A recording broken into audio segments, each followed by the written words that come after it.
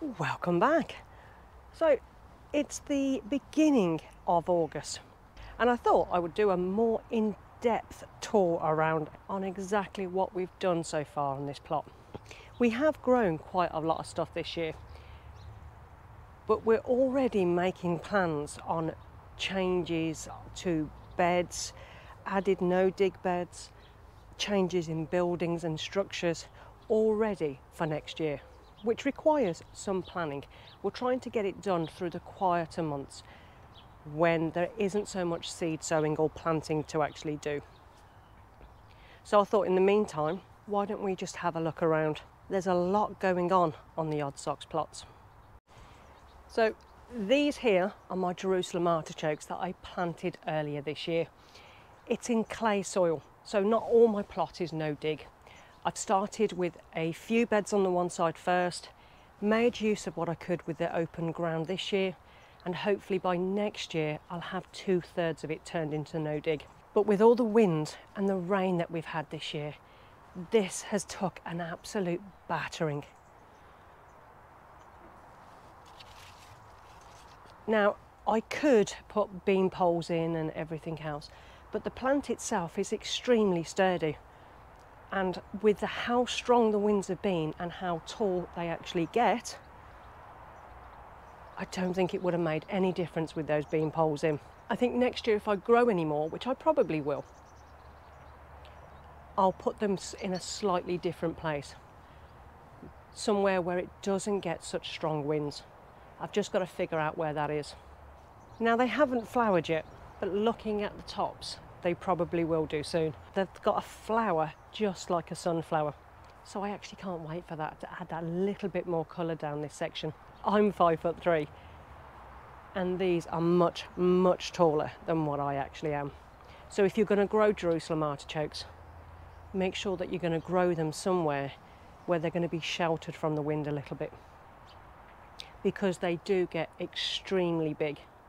In this bed I've also got some of my sweet corn. Now I've grown 2 varieties this year and put them on complete opposite ends of the plot. Now this variety is called Amaze.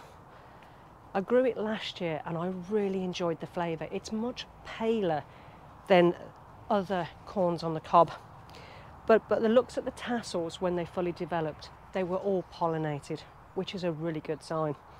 I'm just waiting for them to ripen up a little bit. My chickens doing their chicken thing. They've got extra things to climb on now, so it keeps them happy and out of trouble. Hello girls. Now one of the beds I am going to change for next season, well at least what I'm growing in it at the moment, is my strawberry patch. This area was so incredibly wet this year with the amount of rain that we have. And our allotment is actually on a slope, so any water that actually comes down to this area as it starts levelling off. Now the lettuces grew fantastic in here, and we have kept some in to actually give to the chickens, but they've bolted and way past their prime now. But we had so much lettuce from all the lettuces that we did sow. The strawberries did fruit, but I found an awful lot rotting on the plant. It's just far too wet in this. I'm actually going to start burying the runners in some little pots, and about September-ish I'm going to be putting all these strawberry plants in a new area, somewhere that gets a lot more sun, because it's quite restricted here by either a very tall tree or the old sheds that are here at the moment. Great for growing pak choys and lettuces and things like that, but for strawberries that really do need the warmth to ripen, it's just no good. All these strawberries here will be moved in September. Now on to the next bed. We have a real mixture in this. Now it is netted, but unfortunately we've still had loads of issues. This year has been the perfect time for slugs and snails, and we don't in general use slug pellets. We have done when the plants are very, very small and if they are netted, so nothing else can actually get in there. But in general, I really don't like using them. But in this one, we've more attacks from flea beetle, which this year has actually caused us a lot of damage. So as you can see, we've got a real mixture in here, from beets to oh, I can't remember what this is called. I'll put it actually on the screen because I can't remember. It's a radico, I think it is. Quite a bitter salad leaf. And then we have beets here that we'll put in not that long ago, to be honest. There was turnips, or actually I think these were swede, that have been absolutely ravaged. Now, as you can see in this bit, there is so much bindweed. Bindweed has just gone crazy this year, and because it's netted, it's kind of out of sight, out of mind, which is not a good idea if you're trying to get on top of any bindweed issues. Tackling it straight away makes a big difference to how quickly you can eradicate it. These were the cabbages that I put in. Now I think these were red drums or red calibos. It was one or the two. And they're looking quite good. Unfortunately, the net is far too low for these. It looks like I have actually got some damage where the leaves are touching the nets. I let one of my coriander plants go to seed, and I've been actually harvesting the green seeds, but many of them now are actually starting to dry out on the plant, which I will pick off and sow for next year. But the green seeds are actually so flavoursome in cooking, and I've actually started to use them more. And I think next year I'm actually going to grow a load of coriander just for the seed. This is one of my celeries, and it's actually starting to stem up really nicely. Now, the rain has really benefited celery this year. Celery loves being in very moist soil. So this is the one plant that has benefited so far from our summer growing. And then that's the parsley that we sowed quite a while ago now. A few plants and it's gone crazy. But again, you can see the bindweed in between. Also some random runner beans I managed to put in. But doing okay. I think there was only about 2 plants here. I'm surprised this frame has stayed up, to be honest. Going into the Jerusalem artichokes. Our next bed, we actually haven't done lots with. It's where we started growing our leeks early this year. Whether the leeks end up getting allium leaf miner is a different story, because it's one of the places that we did have some garlic growing. And it's the same with the other bed with our leeks. If we manage to get a harvest without allium leaf miner, we've been extremely lucky. So we've just got leeks maturing at the moment in this one, and some new sowings of spinach. I've still got plenty of room in here to grow anything else that I start sowing over the next week or so. I have got some turnips growing, but whatever could eat them has been eating them. So we'll see if they actually survive. They're not netted, so they'll have to fend for themselves. Now the next bed is another mixture. We've got beets, we've got turnips, we've got radishes, and I think a few swede.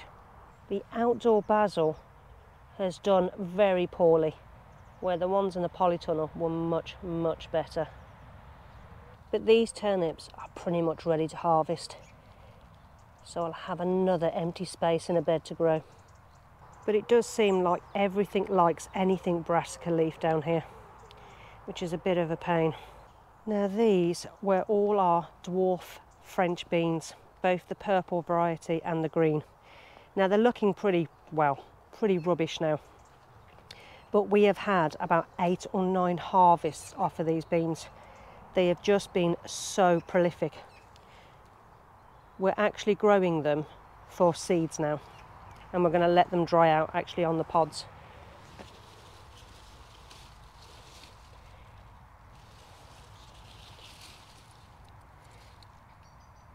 Now, I love growing dwarf French beans because they are so prolific. Really don't take much room either. but they're really annoying to harvest as they're so low down. And I must admit, it hurts my back. So next year we're growing the taller varieties. But these will be ready to be pulled up soon enough. And again, I'll have more ground open to sow or plant. Our next bed is our purple sprouting broccoli.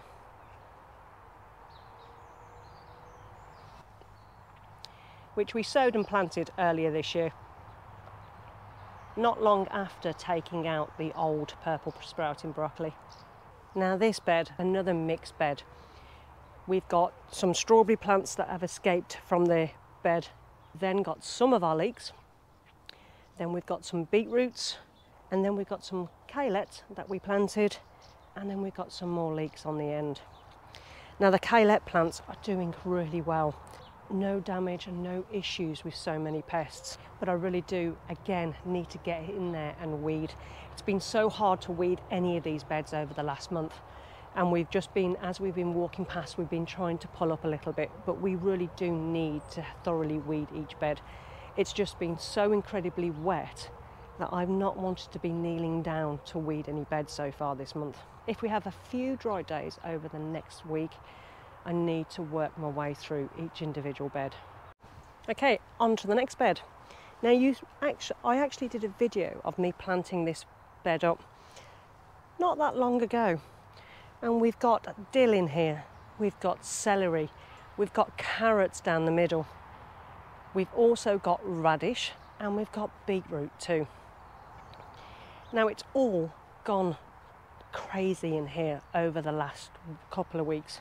And the celery has really took off. And the issue with our carrots that we grew in our bathtubs has definitely not happened here. In fact, they actually germinated within 3 days of me sowing those seeds, which I've never had before. Now it's very cramped in here, but these radishes will be harvested over the next couple of days, giving a lot more room to those carrots. So hopefully we actually get a carrot harvest out of here. Last year we grew carrots in our no-dig beds and they were the best carrots that we have grown ever. Now as you can see from this is our monster rhubarb plant. But after struggling for so long earlier in the year, it's got absolutely massive. In fact, these leaves have just got incredibly big. And you can see the wasps feasting off the juices off the raspberry leaf. There's a few dead ones actually. Our next bed is something that we've only just started planting up. And I've got some of my later sowings of fennel, little gem lettuces and all-round lettuces, which have really picked up since being in the ground. And my old rhubarb and a small cucumber plant that I've got on the end. In this bed, the fennel that I planted has gone massive, and to be honest, it needs to be harvested. Now I haven't got a fantastic bulb, and as you can see, some have actually bolted. Fennel seems to be my nemesis plant, and I think next year I'm going to try a different variety. Now this is supposed to be a self-blanching variety where I don't actually have to cover the bulb as it grows, but I'm actually not convinced. Now in here we have a few Carroby. Now this one's definitely ready to be picked. I don't like them too big, but you can see how much damage has been caused. Some are better than others. And some of the beetroots on this end row. Now most of these have already been harvested, but I have left a few to get some seeds. Now our sprouts this year really have done very well. Now we don't normally have any issues with sprouts, but this has been some very strong growth this year. Lots of sprouts in here, probably too many. But sometimes there's just no telling the husband. Now this bed, it's a mixture of beetroots, outdoor tomatoes and a little bit of leftover fennel that I had that I needed somewhere to plant. Now as you can see, the outdoor tomatoes are looking better than what they did. Are they big, massive plants? No. This year for me, for our outdoor tomatoes, has not been the best year for good sized plants. But each one does have a few trusses and they are actually starting to ripen. Okay, our next bed is the kale bed. Now the kale has been fantastic for us. We have had so much harvest from these. This area was where where some of our cauliflowers and broccoli was growing. We've took most out now because they've finished, and we've replanted with more broccoli, pak choi and kohlrabies. This brassica cage, most have actually been harvested. Now we've got a few spare sprout plants in here and a few cabbages left, but they really have been decimated by the slugs. It's been a horrendous year for us for slugs. Where it started off quite well, this last month has just been, well, it's just been a nightmare. But we have planted up more of our winter cabbages. So we have Savoys growing and other winter cabbages. So that was the one side of the plot, and this is the other side. Now this area is where we're actually going to be putting the no new dig beds next year. I want to be able to get a little bit more organised on this side. This year we've put in plants where we've allowed them to ramble wherever they want to go. And it's been quite successful. But next year I want a little bit more structure on this side. I don't want to have to work with the heavy wet clay soil. And I found with all the rain that we've had this year, the no dig beds have handled it much better than this heavy clay soil, where we've lost 2/3 of our potatoes in the ground. And the rest that we're trying to harvest at the moment, they're actually coming up rotten. It's just been too wet. And with clay soil, it will hold on to the moisture, which can be fantastic in droughty weather. But when it's been so wet, it just hasn't helped. So I think next year we're actually going to give potatoes a miss for next year and maybe just grow in a couple of pots. Just some specialty potatoes. Some stuff that we can't actually buy from our local supermarket. You've seen this side a lot more than maybe the other side at the moment because we've got so much crops going on this side. The raspberries need tying in and cutting back somewhat. I have started to do the raspberries, but I do need to do a little bit more. The pea section, I need to actually, they've all done and finished. I wasn't a massive fan of the peas, to be honest, and we didn't really harvest them, so we probably could have had a lot longer of a harvest, but we just didn't harvest them. So the pods have now gone to seed. They'll be taken out over the next day or two. Courgettes here, absolutely fine. They've been quite good. Not as prolific as previous years, but it's been actually really nice to just be able to have 10 or 15 a week. And I know that that sounds quite a lot, but with this yellow variety, they've been a lot smaller this year.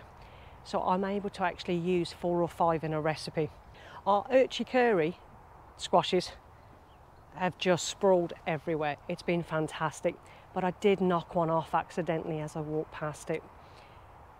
And I'll have to cut into that to see if I can actually eat it. If it's got to a certain ripe stage, it will be absolutely fine to use.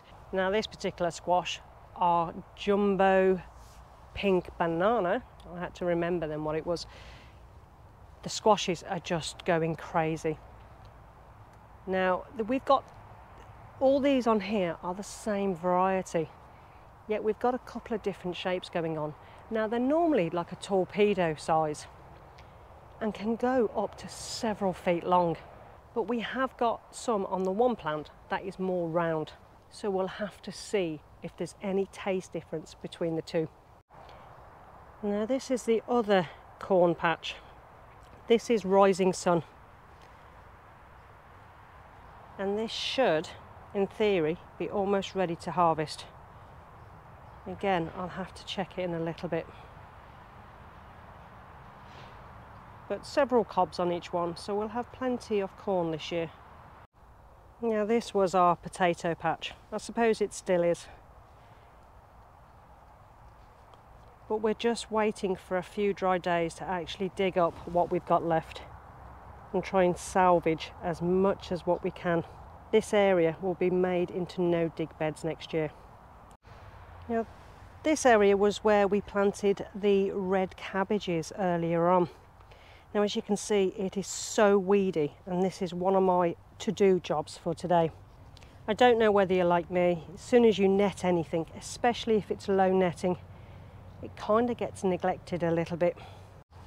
Outdoor tomatoes, as you've seen in previous videos, not the best, not the healthiest looking, but no signs of blight on these ones either. Currant bushes, now this one definitely needs a good feed, and they'll get a really good layer of manure later on in the year. The blackcurrant ones were from previous owners, and we're going to just let them do their thing this year. Butternut squashes, been a bit slow to actually grow their squash this year, but it's very big, so hopefully that will start soon.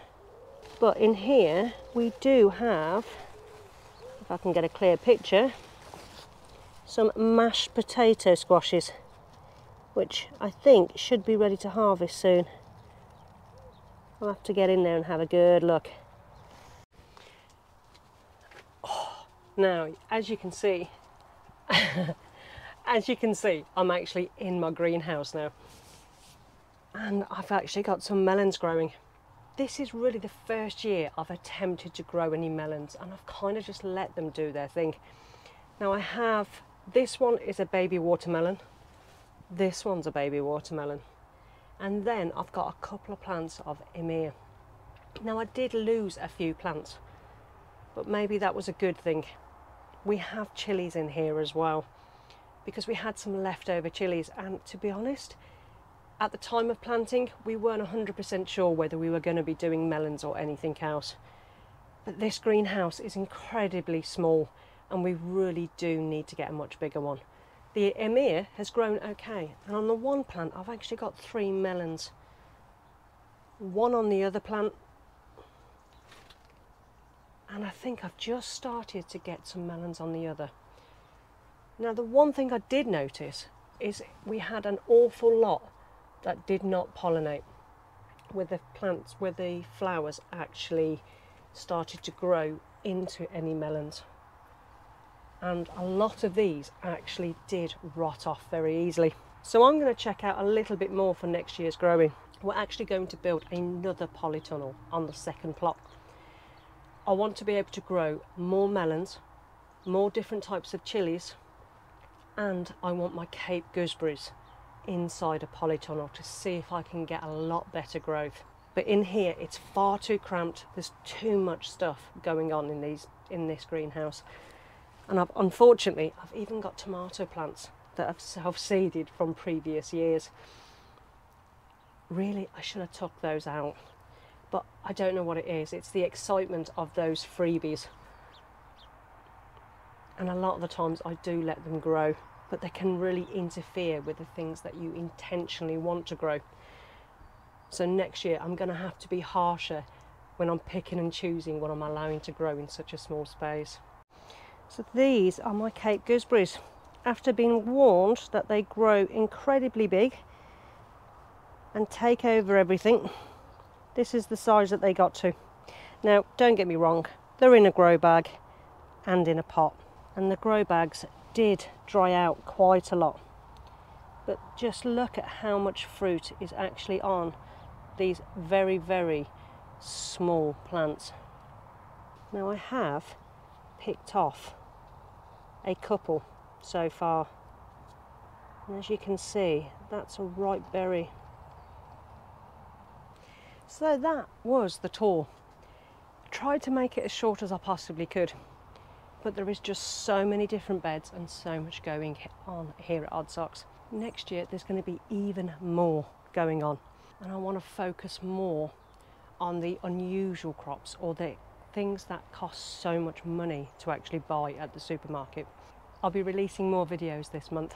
There'll be more things happening, but that's literally about it for today, because this video could go on forever, and I think it's probably been long enough as it is. But happy growing, guys. Keep going. Don't be disheartened by any failures. and enjoy all the things that have actually worked really well for you guys. Take care, and I'll see you on the next video.